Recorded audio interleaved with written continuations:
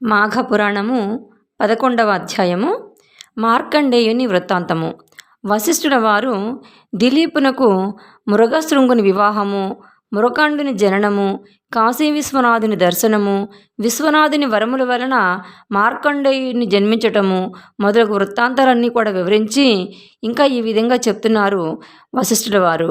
మార్కండేయుని ఆయువు 16 సంవత్సరాలు మాత్రమే.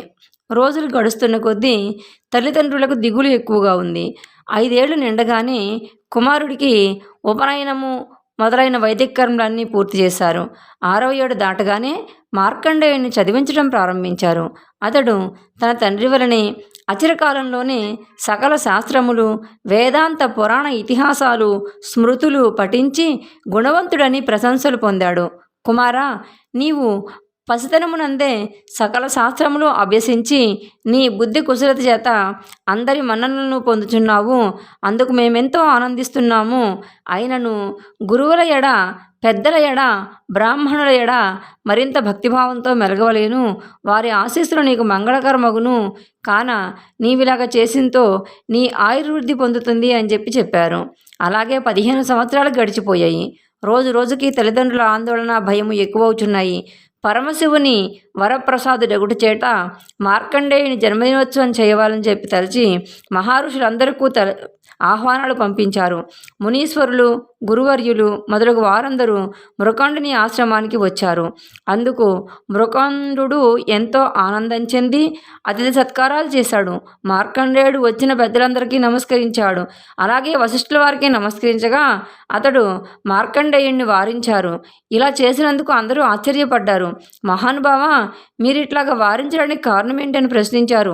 అంత వశిష్ఠుల వారు, ఈ బాలుడు కొద్ది దినములలో మరణించగలడు. మీరందరూ ఇతడిని దీర్ఘాయుష్మంతుడు కమ్ము అని దీవించిదిరు కదా, అది ఎలా అవుతుంది? ఇతని ఆయుర్దాయం 16 ఏళ్ళు కదా. ఇప్పుడు 15వ జన్మదినోత్సవం జరుపుతున్నాడు. పరమేశ్వరుడిచ్చిన వరం ప్రకారము ఈతడు ఈ 1 సంవత్సరమే జీవించును అని చెప్పారు. అంతవరకు మార్కండేయుని దీవించినటువంటి మునీశ్వరులందరూ కూడా చాలా విచారించి చిరంజీవివై వర్ధిల్లు అని దీవించినందున వారి వాక్కు అమంగళమవుతుందని బాధపడి దీనికి మార్గమేమీ లేదా అని వశిష్ఠుల వారిని ప్రశ్నించారు. వశిష్ఠుల వారు కొంతసేపు ఆలోచించి, మునిసత్తములారా వినండి, మనమందరము ఈ మార్కండేయుని వెంటబెట్టుకుని బ్రహ్మదేవుని వద్దకు పోదాం రండి అని పలికి తమ వెంట మార్కండేయుని తీసుకుని బ్రహ్మదేవుని వద్దకు వెళ్లారు.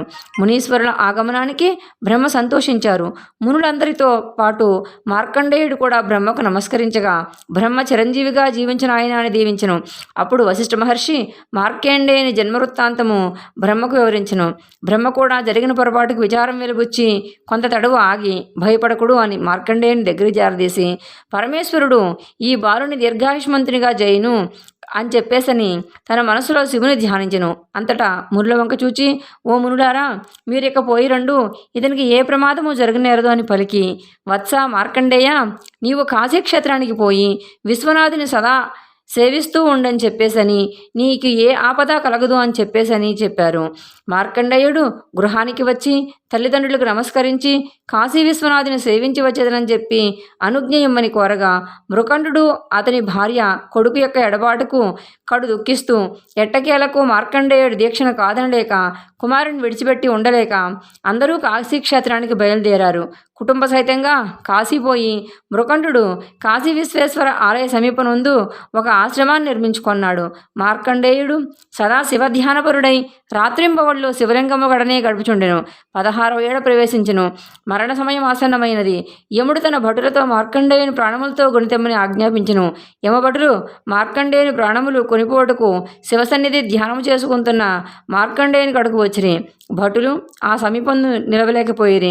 కాలపాసం విసురుటకు చేతులు ఎత్తలేకపోయారు. మార్కండేయుని చుట్టూ మహా తేజస్సు ఆవరించినది. ఆ తేజస్సు యమభటులపై అగ్ని కణముల వలె బాధించును.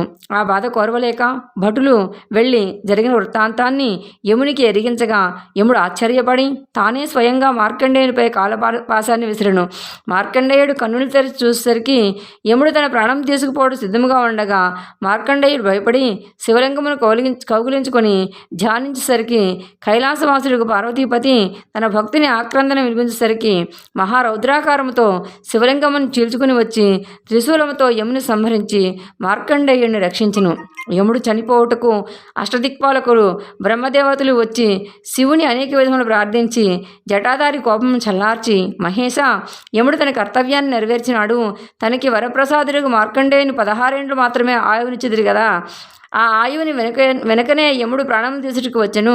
మార్కండేయుని చిరంజీవిగా చేసి తిరిగి అందులకు మేము ఎంతో ఆనందిస్తున్నాము. కానీ ధర్మపాలన నిమిత్తము యముడు లేకుండా లోటు కదా, కాను మరలా యమును బ్రతికించమని ఇంద్రుడు వేడుకొను. అంత ఈశ్వరుడు యమును బ్రతికించి, యమా, నీవు నా భక్తుల దరికి రావలదు సుమా అని చెప్పి అంతర్ధానమయ్యను.